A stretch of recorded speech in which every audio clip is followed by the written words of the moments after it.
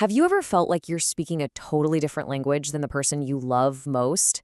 You're giving it your all, pouring your heart into the relationship, but somehow you just feel disconnected. Well, we're about to explore an idea from Gary Chapman that might just be the Rosetta Stone for your relationship. And it really all comes down to this one question, doesn't it? A question so many of us has asked ourselves.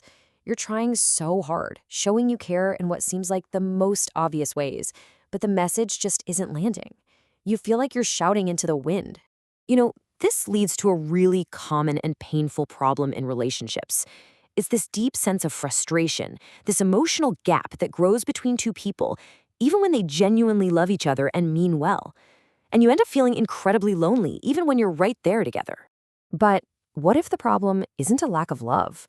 What if it's not about how much you care, but just a language barrier? That's the core idea we're jumping into today, and it's a concept so simple, but honestly, so revolutionary that it has completely changed how millions of people connect. And this is the powerful metaphor that Gary Chapman gave us.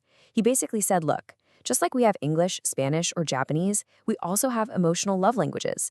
We all give and receive love in our own unique way, and when we don't realize that, that's where all the miscommunication starts. So what is a love language exactly? Well, think of it like your personal emotional antenna. It's the specific way that you personally feel most seen, most cared for, and most deeply understood. It's what really truly fills up your emotional love tank. Okay, so if we're all out here speaking different languages, we're going to need a translation guide, right? The good news is there are really only 5 main ones to learn. So let's break them down. See which one or ones sound a lot like you. First up, we've got words of affirmation. If this is your language, then words mean everything. Unsolicited compliments, hearing someone say, I love you, getting texts of encouragement, those aren't just nice things, they are your lifeblood. And on the flip side, harsh, critical words can be absolutely crushing. Okay, next is acts of service. For someone who speaks this language, you know that old saying, actions speak louder than words? Well, for them, it's the absolute truth. When someone goes out of their way to do something for you, making you coffee, running an errand, just taking a task off your plate, that is the loudest and clearest way to say, I love you. Our third language is receiving gifts. Now, hold on, this is not about being materialistic. Not at all. For these folks, a thoughtful gift is a tangible, physical symbol of love. It's the proof that says, I was thinking about you when you weren't around. The gift itself is a beautiful reminder of that love and affection.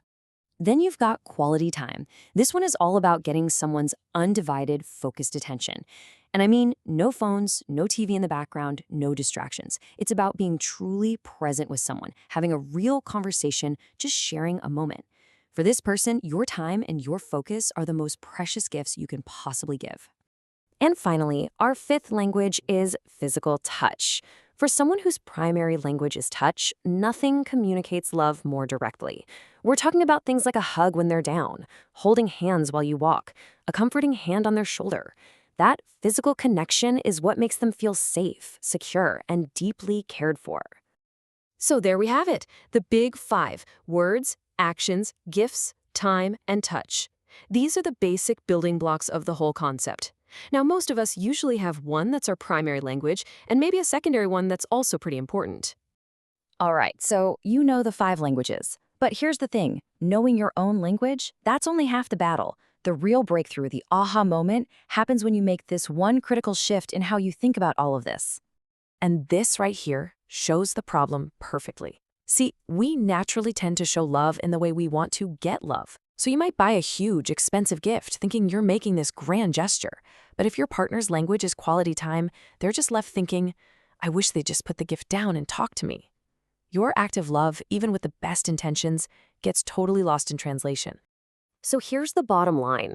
The most important takeaway: we have to make a conscious choice. We have to stop just loving people in the way we want to be loved and start learning to love them in the way they need to be loved. It's about choosing to speak their language, even if it feels a little foreign to you. That choice, right there, is the ultimate act of love. This all sounds amazing, right? But how do you actually figure this stuff out? How do you discover your own language? And more importantly, the language of the people you love? Well, it's actually way simpler than you might think. Here's a super simple 3-step guide to get you started. First, just observe. How do they naturally show love to you and other people? That's a huge clue. Second, listen to what they complain about. Seriously, if they're always saying, we never just sit and talk anymore, well, ding, ding, ding. Quality time is probably their language. And finally, the easiest way, just ask. Ask them, hey, what do I do that makes you feel the most loved? And that really brings us to the final thought here. This isn't just some interesting psychological theory. It's a practical tool. It's an invitation to become a better partner, a more connected parent, a more understanding friend. So I'll leave you with this. If you made just one small change today, just one attempt to speak the love language of someone you care about, what do you think would happen? The answer to that, well, it could change everything.